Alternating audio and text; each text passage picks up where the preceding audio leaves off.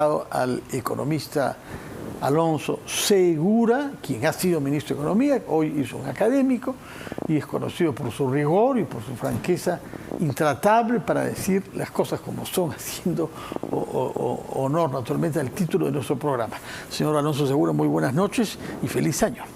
Fernando, muchas gracias por la invitación y bueno, feliz año a todos tus oyentes. Muchas gracias. Habiendo sido ministro usted mismo y habiendo atravesado algunas crisis y sin duda algunos momentos difíciles, ¿cómo ha reaccionado usted ante lo que se ha venido diciendo sobre su lejano sucesor, Alex Contreras? Sí, digamos que una situación muy incómoda, ¿no?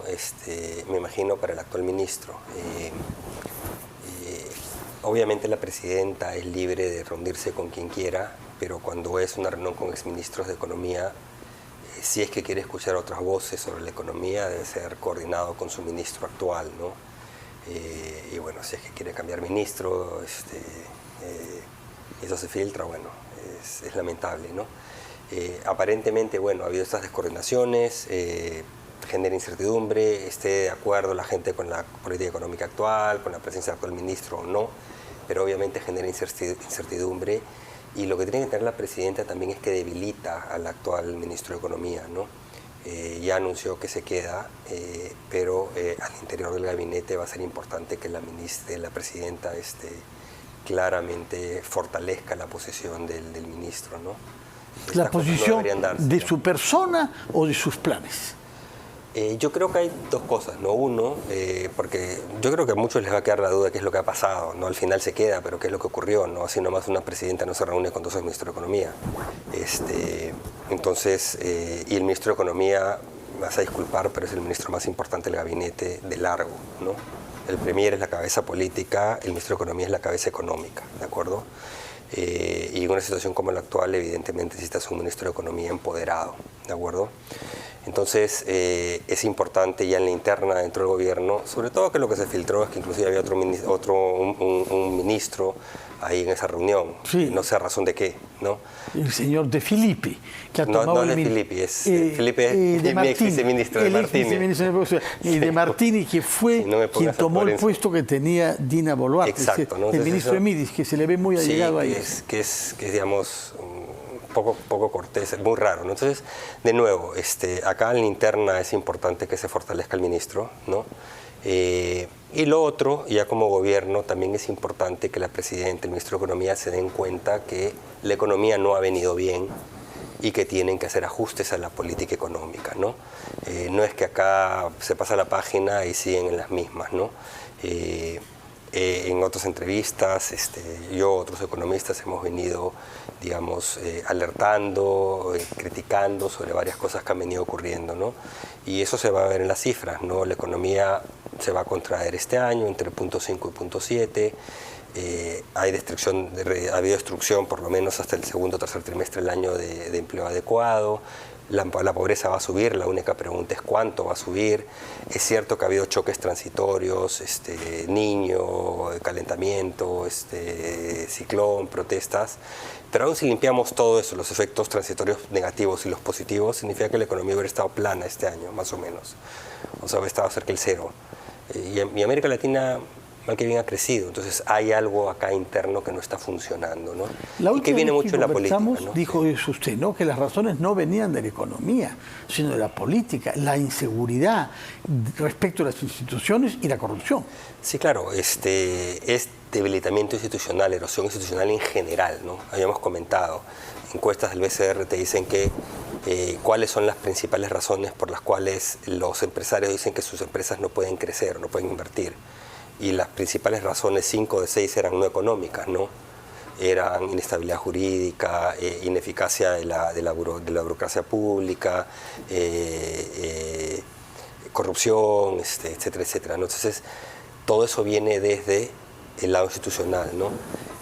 Que también las clasificadoras de riesgo lo han venido señalando, ¿no? Que lo que tenemos es todavía fortaleza macro, pero tenemos un debilitamiento de instituciones que preocupa hacia adelante, ¿no? Entonces, mucho viene de la clase política. Mira lo que pasó en el cierre del Congreso en la última semana, ¿no? Una serie de leyes aprobadas que básicamente lo que buscan es defensa de intereses específicos, ¿no? ¿Cuáles son esas leyes que le preocupan más a usted? Porque también hubo algunas políticas, ¿no? Hay varias, ¿no? O sea, aprobaron temas que tienen que ver, por ejemplo, con deforestación en la selva, eliminaron las primarias, ahora son primarias a dedo nuevamente, con lo que necesitamos es abrir la cancha y saber quiénes son los que participan. O sea, hay varias cosas ahí metidas, ¿no? Entonces, básicamente, todo lo que es política viene mal. Y lo que tenemos que darnos cuenta los peruanos es que, sobre todo la clase política, es que este debilitamiento no es un debilitamiento coyuntural o de momento. Algunos dicen, bueno, pues este año hubo factores transitorios, pero la economía se recupera. Y la respuesta es que eso no es cierto. La economía, sí, seguramente este año va a crecer hasta por efecto estadístico, ¿no? Pero la economía viene creciendo muy poquito hace mucho tiempo. Los últimos 4 años ha crecido menos que América Latina, que el promedio de América Latina, que es la región de peor crecimiento del mundo. 7 los últimos 10 menos que el promedio mundial. Entonces la economía peruana ya no es una economía que crece, es una economía que crece lento, ¿okay? Y eso responde a una serie de factores. Entonces, para poder revertirlos, necesitas reformas, no contrarreformas. ¿Cuáles reformas? ¿No? Muchas, ¿no? O sea, a ver, podemos repasar. Primero, política. La política no está funcionando. Ahí hay una serie de temas que se tienen que trabajar. Segundo, necesitamos un equilibrio de poderes, ¿no? No puede ser que haya cantidades de leyes que aprueba el Congreso contra la opinión de entes técnicos, algunas, ojalá fueran más, observadas por el Ejecutivo, insistidas, algunas llevadas a trabajo constitucional, y el Congreso simplemente hace lo que quiere, ¿no? Reformas en otras áreas, mercados laborales no están caminando, ¿no? Lo vemos lo que está pasando con educación, intentan ley tras ley o aprueban que simplemente erosionan la calidad de los servicios públicos, ¿no? Nombramientos, quieren decenas de miles de nombramientos, ratificación de maestros, por ejemplo, ¿no? Aumentos en ningún tipo de rendición de cuentas. No hay reformas laborales, hay contrarreformas laborales, ¿no? Las agendas de competitividad y productividad avanzan muy lentas o no avanzan, ¿no? Infraestructura, no camina el despliegue de infraestructura en el país, y así podría seguir. Descentralización, un desastre, ¿no? Ahora, ¿quién le pone ese cascabel a ese gato, ¿no? Es muy complicado. Entonces, algunas probablemente sea muy difícil en una situación como la actual, pero por lo menos no nos metamos autogoles, ¿no? Entonces, el país hace tiempo dejó de hacer reformas que mejoren el país, y todas estas leyes que entran al Congreso y salen entre gallos y medianoche están haciéndole mucho daño a la capacidad del país de generar confianza para las inversiones. Ahora, ¿quién le pone el cascabel al gato? ¿No? Ha preguntado usted, tiene que ser el primer ministro. Por lo pronto, hay una serie de tweets que él ha publicado en los últimos minutos. Usted estaba ya aquí en RPP, leo uno que tiene que ver directamente con Sergio Contreras. Hoy tuvimos intensas reuniones de trabajo para priorizar la agenda de este año y proyectar la marcha de la economía. Por la mañana coordiné con el ministro del MEF Perú, Alex Contreras, la línea de acción del Plan Unidos. Y un minuto después publica otro tuit donde dice, dice, buenas noticias para el país. Como señaló la presidenta Boluarte, este año será de crecimiento. Desde el Ejecutivo trabajamos sin parar por este objetivo y por ello saludamos el anuncio de Moody's. El 24 será un año de recuperación económica para el Perú. Tweets anteriores habían citado declaraciones de Jaime Reuche, quien es un oficial senior de crédito del Grupo de Riesgo Soberano de la calificadora Moody's. Sí. ¿Cómo evalúa usted esta actitud del señor Otárola por una parte y luego lo concreto afirmado por Moody's? A ver, lo del Premier, ahí hay algo bueno y no tan bueno. Lo bueno es que está saliendo, imagino, en este momento para apuntalar al ministro de Economía, lo cual es bueno. Lo que se necesita que quede claro que el ministro de Economía tiene el respaldo de la presidenta, del Premier, del gabinete, ¿no? De nuevo, nos guste o no nos guste, quien esté en esa cartera tiene que tener el respaldo del gobierno, ¿no? Tiene que tener poder para poder tomar decisiones, ¿ok? Entonces ahí está. Entonces eso está bien. Ahora, lo otro son los anuncios. Y el problema es que los anuncios tienen que ajustarse a la realidad. O sea, la meta de crecimiento de este año del gobierno es de 3% y para los siguientes años de más de 3%. La economía peruana, cualquier economista que haga una medición de capacidad de crecimiento te va a decir la economía peruana ya no puede crecer más de 2,5%. Y tienen una senda en el tiempo que es incumplible, ¿no? Entonces, ya pasó este año y las consecuencias las vemos no solamente este año, sino el que viene. ¿Qué va a pasar? Que tienen una caída en recaudación por menor crecimiento y entonces tienen una brecha fiscal que tienen que cerrar. Entonces, de nuevo, es importante que las autoridades económicas y políticas aterricen, ¿no? Porque lo de este año se alertó durante muchos meses que las proyecciones eran tremendamente optimistas y no se iban a cumplir. Ahí está el resultado. Ahora empezamos enero y salen con el mismo discurso optimista. Obviamente es muy difícil que las economías tengan 2 años consecutivos de contracción. Es difícil, ¿ok? O sea, creceremos este año, pero usted calcula que entre 1 y 1.5. Sí, yo creo que menos que 2. O sea, el rebote estadístico te lleva 1,5 y de ahí pues crecer un poco más. Difícil el 3, pero sobre todo cuando uno ve la senda que se va de 3 a 3,3, creo, hasta el 2027, eso no va a ocurrir. Entonces, la pregunta es ¿por qué sigue el Ministerio de Economía proyectando tasas de crecimiento desconectadas de la realidad? Eso te jala una proyección de ingresos que no se cumple y, por tanto, te genera espacio de gasto que después te abre un déficit que te presiona las reglas fiscales. Este año, nuevamente, al final de año, lo que hizo el gobierno es tratar de cerrar el gasto a como de lugar, poner freno en mano. Estaba lanzando créditos suplementarios en octubre, noviembre y en diciembre cerrándole las partidas a todo el Estado peruano. Esa no es una manera muy diligente de manejar las finanzas públicas, ¿no?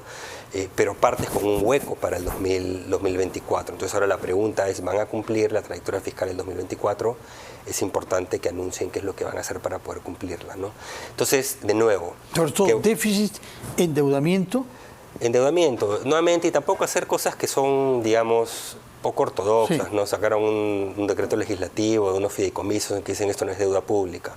Es un tema técnico, pero digamos, no puedes pretender hacer una obra pública comprometiendo ingresos públicos, decir lo meto en un fideicomiso privado y entonces no registro la deuda. Son temas técnicos, pero de nuevo... Ha habido como una desesperación a fin de año de aparecer que la deuda era menor de lo que era y el operativo que ustedes denunciaron como Consejo Fiscal en relación al Banco de la Nación iba en ese sentido.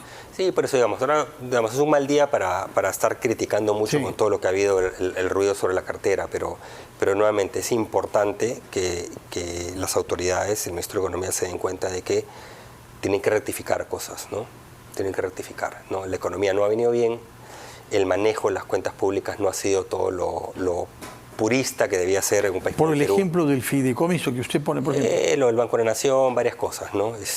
Meter gasto público y después meter freno a mano en diciembre con el PCA, digamos, a tontas y a locas. O sea, no es una buena manera de manejar las cosas. No vamos a ver si cumplieron con la regla fiscal.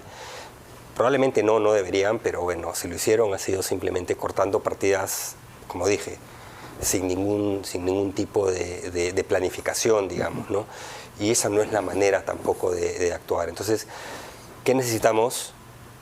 Un poco ya, lo pasado, y que hacia adelante haya un manejo más pulcro de la economía, un mayor esfuerzo por apuntalar expectativas, atraer inversión privada, ¿no?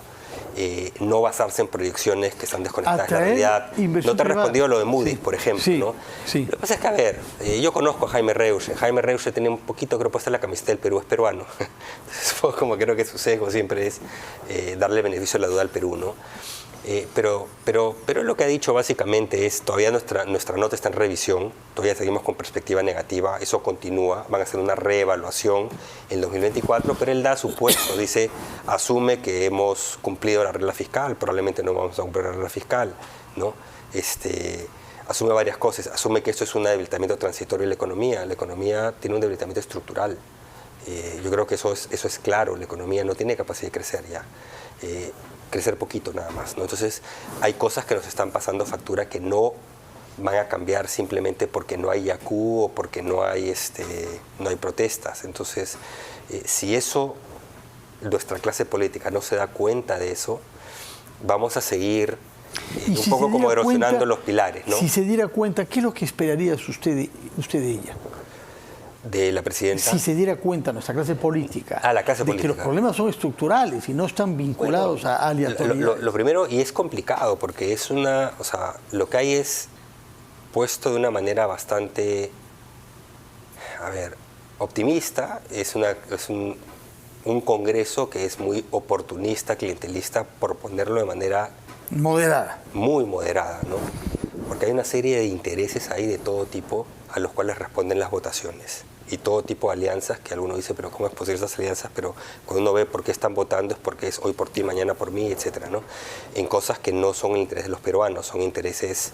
de categorías particulares o incluso de la impunidad. Exacto. Entonces, pero eso es como, de nuevo, es una raya más al tigre y eso va quedando, va generándote incertidumbre, poca confianza, etcétera, ¿no? Entonces, necesitaríamos pues que gente que se ha venido comportando así, porque al final son personas, ¿no? Se dé cuenta de que tiene que pensar en el Perú y no pensar en ellos mismos, ¿no? Y que hay algún tipo de agenda de interés del país. Por ejemplo, que digan, no vamos a sacar más leyes que si el Ejecutivo observa, no insisto. Es casi que pedir un milagro, ¿eh? Y que el Ejecutivo, en verdad, observe también, porque en muchos casos ocurre que el Ejecutivo no hace nada, porque también dice, bueno, pues no me quiero pelear con ciertas bancadas en el Congreso que nos apoyan. Entonces, de nuevo, regresamos al punto. Lamentablemente tenemos una representación política que aparentemente se va a quedar hasta el 2026, que no representa los intereses de los peruanos. Ahora, pese a todo,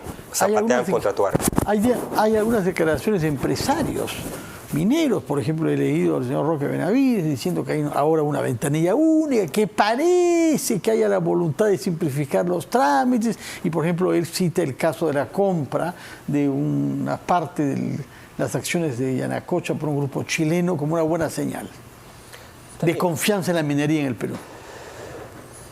Ojalá sea así. Hay una cantidad de proyectos mineros que no caminan. Esa es una operación puntual. Ojalá sea así. Hay ciertas cosas que caminan. Las cosas que caminan mejor son agendas sectoriales micro, en que ciertos instrumentos que se generaron en el pasado han podido subsistir todos estos cambios a nivel político, esta incertidumbre, esta alta rotación, son por ejemplo las mesas ejecutivas, ¿no? De la época Piroesi. Entonces ahí hay un poco debajo del radar una agenda que diagnostica problemas y encuentra soluciones, ¿de acuerdo?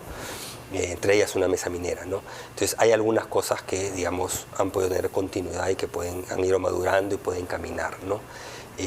Pero ojalá tuvieran más escala, ¿no? Esta es una operación puntual de una venta acciones. No estamos hablando de que hay proyectos grandes que estén básicamente diciendo voy para adelante, ¿no?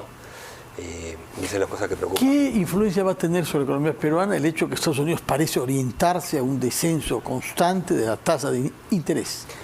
Eso ayuda. Bueno, la economía peruana, el Banco Central de Reserva empezó antes el descenso de tasas, ¿no? El hecho de que bajen las tasas reduce el costo del crédito, lo cual ayuda, no en todo el tramo de la curva, pero te ayuda en general, que el dinero cueste menos, que haya más crédito para las actividades económicas.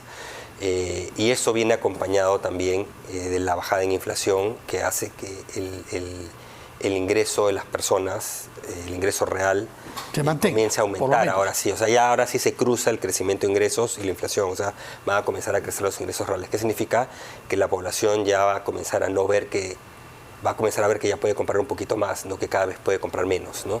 Entonces eso ayuda al consumo privado y eventualmente eso ayuda también a la venta de las empresas y por tanto a la inversión, ¿de acuerdo?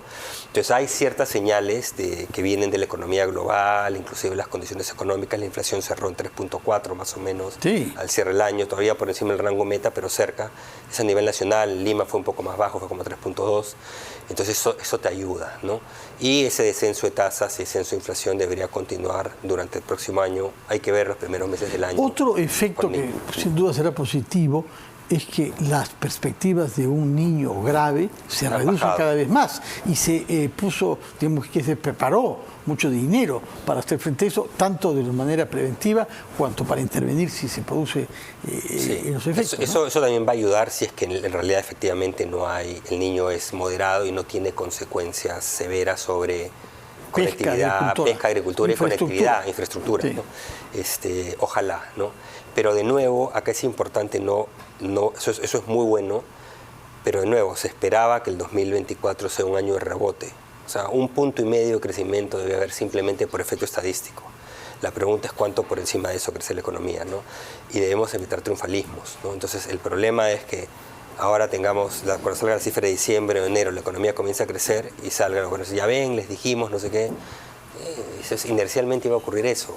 La pregunta es qué estamos haciendo para que la economía realmente tenga una capacidad de crecimiento por encima de 3, por encima de 3,5 en el mediano plazo, que en los libros lo ponen, pero hoy día no la tiene la economía peruana. Y no hay realmente reformas que apunten. Está erosionando el capital humano, mira los nombramientos de maestros, etcétera, ¿no? Descentralización no hay nada. Infraestructura, ha habido más gasto en infraestructura pública, pero hay articulación de proyectos realmente para que caminen, no. Lo que quieren hacer es todo por gobierno a gobierno. Proyectos que probablemente no deberían ir por gobierno a gobierno, ¿no? Ojalá Proinversión comience a sacar más proyectos. Ha sacado más, pero básicamente una base de cero, ¿no? Entonces, de nuevo, ¿cuál es esa agenda de mediano plazo que puede traer confianza y puede traer inversionistas al país, ¿no? Ese debería ser el foco del gobierno este año. Y nuevamente respetando reglas fiscales, transparencia en el manejo de las cuentas públicas y nuevamente no puede haber ese tipo de descoordinaciones en el Ejecutivo, de reuniones de este tipo. Reuniones como la que hemos comentado del exministro Carranza y el exministro Arista con la Presidenta de la República sin la presencia de sus actuales sucesores. Muchas gracias, Alonso Segura, por estar acá, por hablar siempre con tanta precisión y al mismo tiempo un sentido crítico responsable. Como dijo usted, hay que pasar la página, hay el ministro que hay y queremos salir adelante con lo que hay. Muchas gracias por su presencia acá, que tenga un feliz año.